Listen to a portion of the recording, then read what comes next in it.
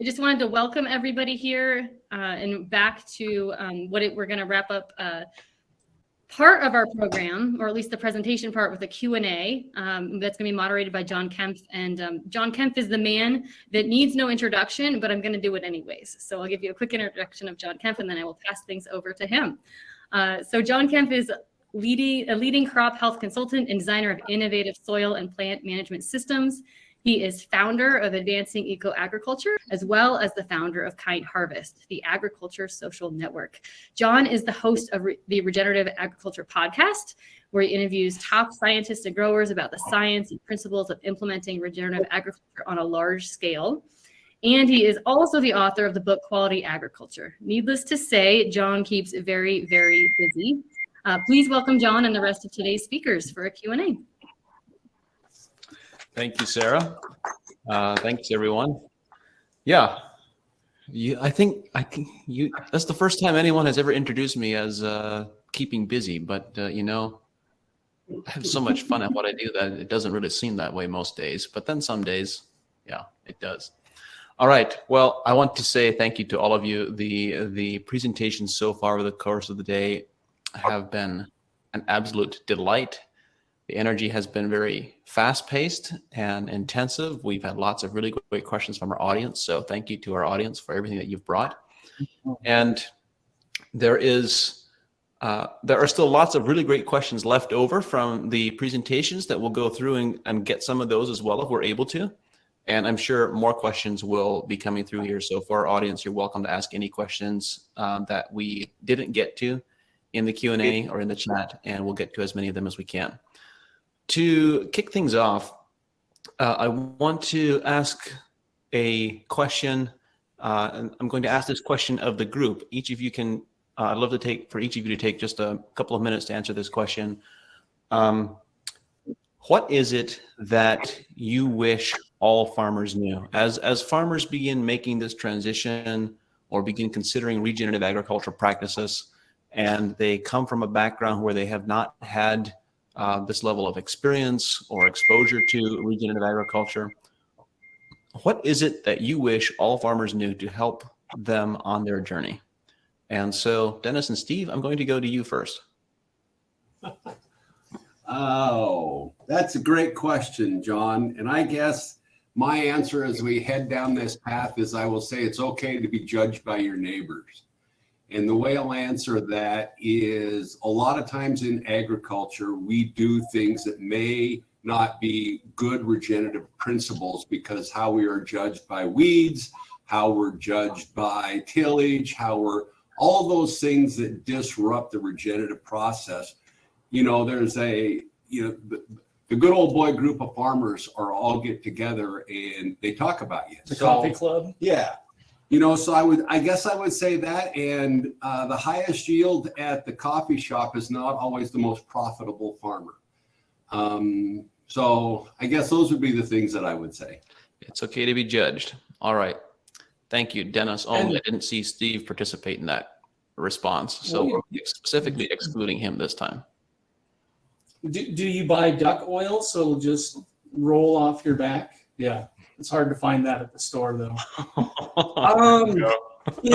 If everyone could come in with observation and evaluation skills, I think that it would be a significantly different matter. I think that the approach would be different, and I think that people would have probably an easier time. There's so many times where we'll go to a farm, we'll go to a fields, and people that are used to conventional, especially with Dennis. I mean, people look at Dennis like he's weird to begin with, but when the first thing he does is goes out, pulls out his Leatherman, chops up some soil and starts sniffing stuff, if people aren't used to that, it's weird.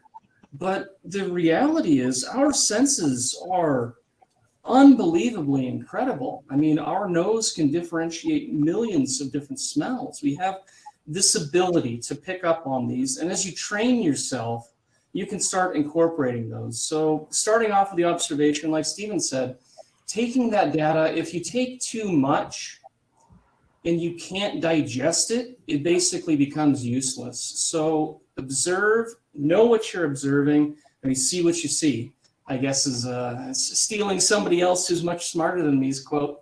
And then taking that data in and being able to evaluate it so you can actually do something with it. As Shorty Fensky says in the comments, the nose knows. Stephen, you're next on my screen, so I'm going to go to you next. What do you think all farmers who are on this pathway should know? What do you wish they would all know? I guess I more wish it would be a change in the practice and to stop waiting for other people to tell you what to do. I think people need to, I guess, take the bull by the horns, learn these things yourself. They are difficult to learn. It's difficult to learn new things, but they say knowledge is power. So the more that you learn, the better you can do. So again, digestible information. But if someone else is smarter than you, especially the people that I see on this screen around me, you guys are all smarter than me in very specific ways. And I know that if I have a question about one of those things, I know who I'm asking because I don't know and I want to know. And if that's something that's going to bring value to me, then I need to know. So I wish farmers would at least, I guess in that sense, I wish they would know that they need to be asking these questions themselves a lot of times and then finding out the answers and not relying on someone else to tell them when or how to do something. Stephen, you make a great point. You had a slide on your slide deck that you didn't get the chance to really expand on, which was write your own book. Yes. And I could have spent a lot of time on that. Could you elaborate on that just a bit, Stephen? I know you and I have had this conversation. Yeah, for sure. Everybody has different ways they like to do things, and there's no one perfect way. And if you're always trying to copy somebody else, you're always going to end up failing at something. So finding what works best for you is going to be dependent on, the things that you grow, your management style, the people you have around you, the products you have available to you, what style of farming, conventional or organic. So basically you need to figure out for yourself what the goals are, and then find the ends, find the means to that end. And you can do that. It's difficult and it takes a long time, but by taking those things yourself and saying, I'm going to try this, I'm going to go this direction. When you start seeing results, like I've talked about before, it's going to give you confidence, and confidence comes from expected results happening. So trying some things on a small scale is going to give you more confidence to try more things, and that's just going to build on itself. And eventually you start doing things that are so radically different from what is perceived to be normal that you don't even fit into normal anymore. And then you start producing 160 bins of apples per acre instead of 50. Thank you, Stephen. Good place to be. Now we have to redefine the goalposts because we don't know where they fit anymore. That's so, right. Nicole, I'm going to go over to you. What is something you wish all farmers knew?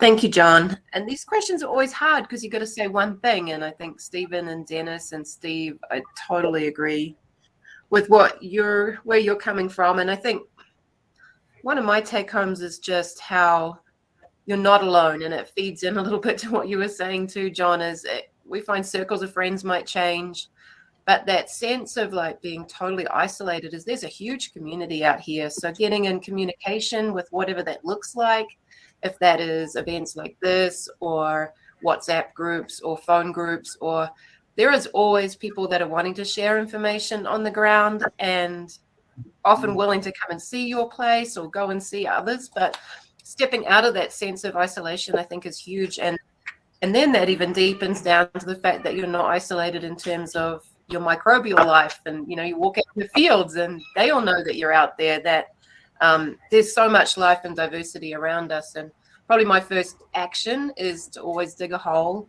and then really looking at, digging a hole in your field and then dig a hole under a fence line or an area that's not disturbed, and just kind of really get the impact of this is a consequence of decades of management has now created this. What would it be like if we actually had a soil that was really functional? So getting the shovel and getting in communication. You know, Nicole, I think speaking to an audience of farmers is probably the only audience where you could say that the first thing you need to do is dig a hole. Otherwise, that sounds really bad. Depends how much you don't like your mother-in-law. Thanks, Nicole. Dan Kittredge, I'm going to come over to you. What is something that you wish all farmers knew? That life is the central piece of the puzzle. It's only when life flourishes that anything else happens. And so it's about creating the environment for that. It's not about fertilizer or tillage or any of the other things. It's just about what does it take to create a reality where life can flourish. I think if we can, it's not that far from most farmers. It's a natural story, but to tell that story properly, to help them understand the implications of the steps, it's a really short connection to profound change. I think, Dan, to build on what you just described, yes, there is a short connection, but there is also an internal conflict. There's an internal dissonance where often we believe in being good stewards and we believe in supporting life on one hand, and yet we feel that we are required to use pesticides on the other. And so the shift is not that significant, but it's across it's across a cliff. And so there's some interesting internal work that has to occur there sometimes. Sarah, but in proper scale, and still facilitate that life. You don't have to be cultured in anything, right? Yeah. Sarah, I really enjoyed your presentation about the changing landscape in agriculture and investment opportunities. And so I'd love to ask you a similar question, but with a slightly different twist, is given your high level overview of the landscape, the business landscape in regenerative agriculture, where do you see untapped opportunities for farmers? What is it that many people are missing? From the farming perspective. So there's a couple things. First, I would like to answer your last question, echoing just what they said, because working at Acres, this is what I hear from farmers all the time.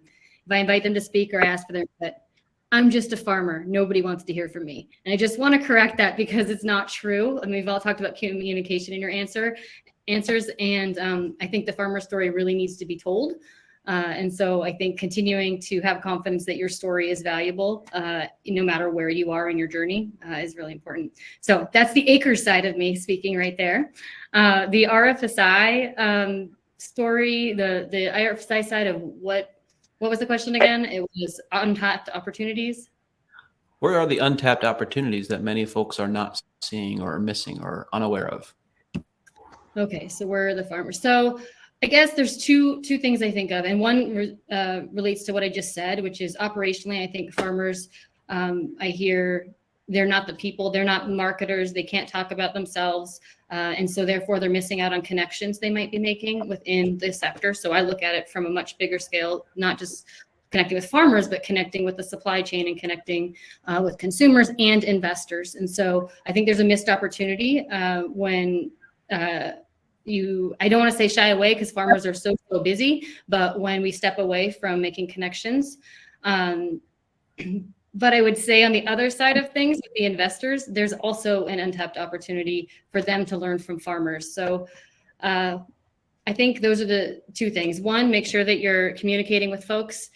Two, make sure we got to get the investment community communicating back with farmers. And then the last thing I would say is as farmers think about how we reevaluate our practices on the farm, it might also be time to reevaluate where you look for your capital resources. So there's untapped opportunities in the sources that you go to for financial support or financial investment. I will say that our community needs to do a better job of communicating that to farmers as well in terms of making sure they know where to go for that. Thank you, Sarah. And, I'd like to build on your first answer to the first question of farmers communicating that, oh, nobody wants to hear from me. And yet when I think about it, when we ask farmers the question, who is it that they want to learn from? they actually want to learn from other farmers.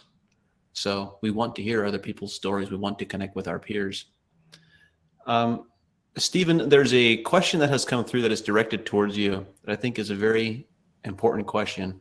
In the popular regenerative agriculture narrative of the day, one of the main stories that is being told, and was told here today as well, is a story of input reduction, the capacity to reduce fertilizers and pesticides. And yet you didn't follow the narrative. So you specifically said that you don't want to, that input reduction is not an objective for you. And so the question that was asked, and I'm paraphrasing it a bit here because I'm just going from memory, but the question that was asked is, would that approach still be viable in a lower value crop? That's a good question. It depends. It depends on a few things. If you're paying for products, is that me? No, it's not. Okay. If you're paying for products, then in my head, I would say you may as well make sure that they're applied in the best way possible. And so, like I went over, ensuring good coverage and using the right amounts. I still think the priority is going to be taking care of the crop. Obviously, there's a balance to it. You know, you can't be putting $1,500 an acre into a wheat crop. That's not going to make you any money. So there's limits to everything. But as often as you can, I think of it more in terms of, if I can spend $100 to make 101, I'm going to do it. And the same thing is true for $1,000 or 1,001 that I would make off of it. So the amounts might be less, especially to begin with, if you're moving towards regenerative things. But those numbers will increase. After the first time you spend 1,000 to make 1,001, the next time it might be 1,010, and then it might be 1,100. And it will slowly increase from there, and you'll get a better feel of where you need to be focusing on, and what things will maximize those net dollars better. So I know that's kind of a difficult thing, because you could say, well, are you going to spend $1 million to make 1,000,001? Well, no, there's a whole lot of effort involved in that. So you have to make your time worth something too. So everything is relative. So that's a little bit difficult, but I still think that for my operation and for orchard in general, I do think that cost savings should be a secondary priority to fruit quality being number one. Thank you, Stephen. Yeah, I'm not going to expand on that response given our timing sensitivity. There's a question here for Dennis and Steve as well. And the question is, folks really enjoyed your very dynamic presentation on the value, the function, the role of biology. We understand that it is primal and foundational in this regenerative agriculture approach, but we cannot expect to achieve the outcomes that biology is really capable of purely by adding inoculants. We all know that we have to change the system. What have you observed being the most significant, what's the word that I'm looking for, drag factors that are holding back the development of microbial populations? Or I think the question that is trying to be asked is, what are the practices that would produce the biggest responses that you're having the most difficult time getting growers to actually execute and implement? So if you go into like that picture of the soil, a Kemp fallow, crusted over, where do you go? What do you do first? I'm asking you. I refer to it, and I've done a presentation on this. I call it building habitat. We need to have carrying capacity of life within that soil environment. And there's a lot of different ways, and it's not going to be exactly the same for every grower, of where do we need to start in order to start building a structure within that soil environment that can support life. And I find that to me, being in agriculture, the biggest drag when it comes to a robust microbial community within that soil environment. You know, I sometimes refer to it, I'm a fly fisherman. And so I give the example of a river in Colorado that basically had no fish in it. They'd throw fish in it, inoculums, and then those fish would die.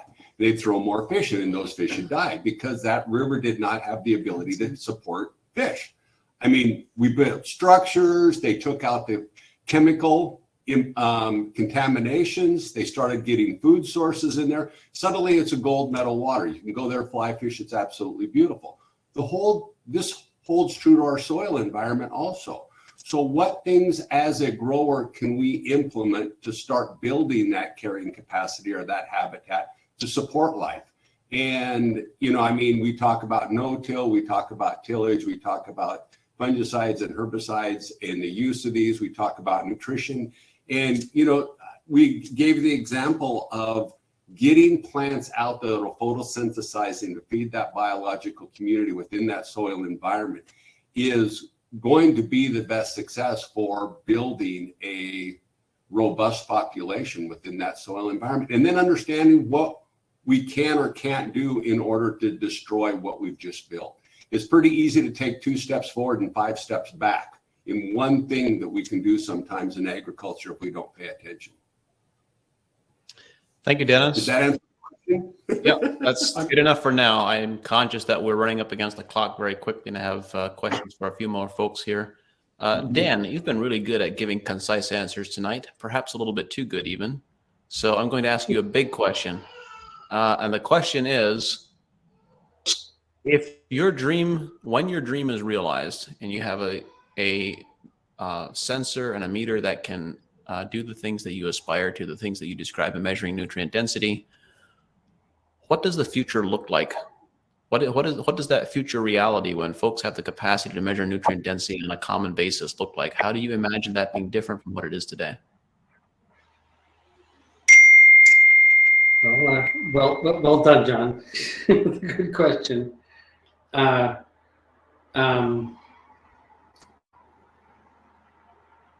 the moment, when it's in a smartphone, in your every iPhone, in your every Samsung, in your every Pixel, or 3 years from now, I think systemically what we're driving towards is a occupation of the land. We understand that the deeper the connection to the community, to the landscape, the better the quality. There's a lot that current supply chains can do to dramatically improve, but deeply, I think it's about reconnecting. How's that for a short answer?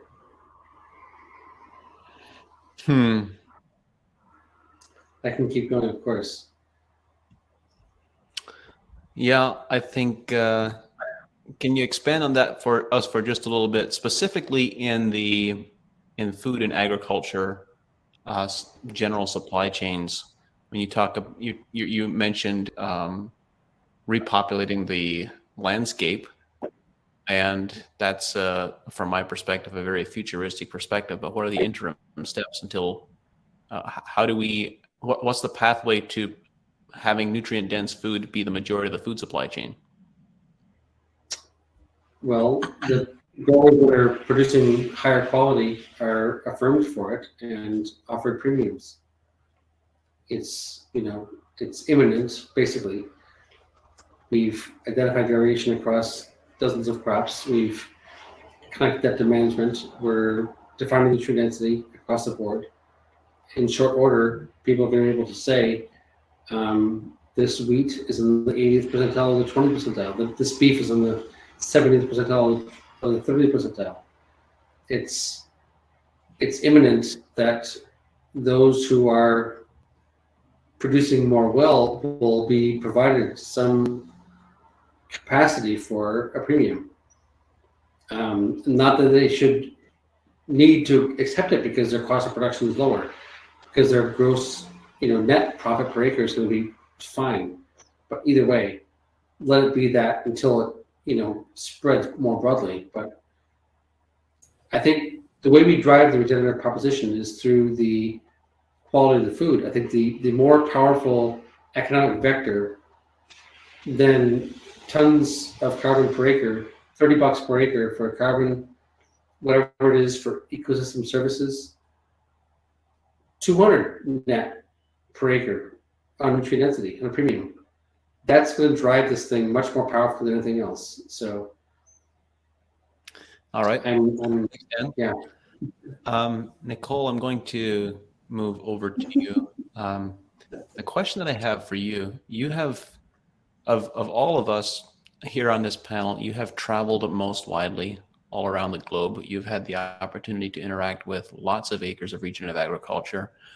What has been the experience that really stands out in your memory as a wow, extraordinary moment of realizing the potential that regenerative agriculture really has?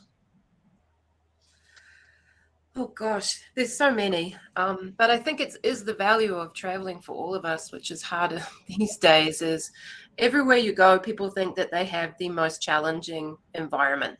I promise you, everyone thinks their challenges are unique and super challenging. So to go to Western Australia is always very eye-opening. They're a tough bunch out there. But for me, I think it's driving into Martin Royd's place, Jillamatong in New South Wales, and he has a river running out of the bottom of his property in the middle of that 10-year drought. The local district was buying water off him because the town had run out of water. We drove around, there were 12 different mushrooms that we identified, and the life and the grass, and to see skipping cows after I've been driving down a road where there were dead kangaroos everywhere because there's no food, and they were trying to cross roads. And I mean, it was just whole-scale devastation. It was before the fires. I think, unfortunately, all the kangaroos ended up moving to Martin Royd's place. But the sense of life, of grass, of moisture. And he did this thing where he said, feel my grass. And we were like, oh, your grass is so soft. And then we jumped the fence to feel the neighbor's grass. And because we were used to kind of hitting the ground, we put our hands down hard on the neighbor just across a fence line. And the neighbor's ground was covered in these sharp spikes. And it was literally like the land was saying, get off, just get off. I feel like a lot of what we're hearing at the moment is land's actually saying to people, get off or change, shift what you're doing or go away. And so Martin Royd's for me was an absolute, like, if we can do this in the middle of a 10-year drought and bring water back and have rivers that start on our properties, what's possible for the planet.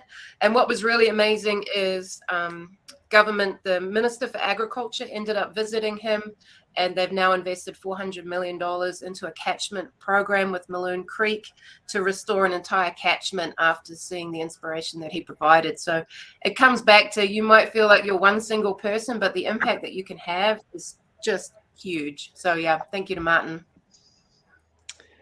Thanks, Nicole. And just so you know, I'm going to steal that phrase from you. Sometime in the future, there's going to be a blog post that will be titled Watershed or Water Catchment, because I heard what you said today very clearly. Yeah, bring it on. Yeah, thank you. Sarah, Thanks. I recognize that we're up against the clock. You have done such a wonderful job today of keeping everyone on track and right on the minute. I want to say thank you for all that you have done. Do you have any closing thoughts for us to wrap up? I have some instructions for everybody to head somewhere, if that's what we're getting at here.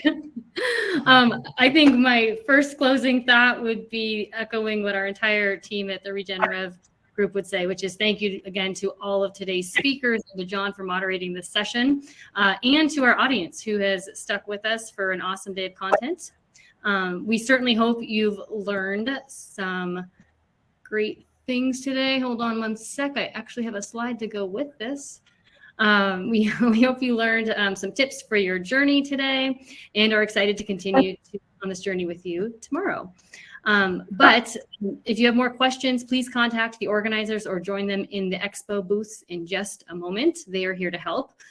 Just a little bit about what they're doing. AEA consultants can help you create your regen nutrition programs for large farms or give you a sample crop program for small operations, combining biological and mineral nutrition products from AEA and Tanio with regenerative practices.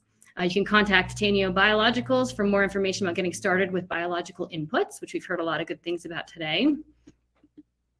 And then you can sign up for the Kind Harvest newsletter, the all-in-one resource and community for regenerative agriculture. Connect with your peers and take courses and read exclusive content.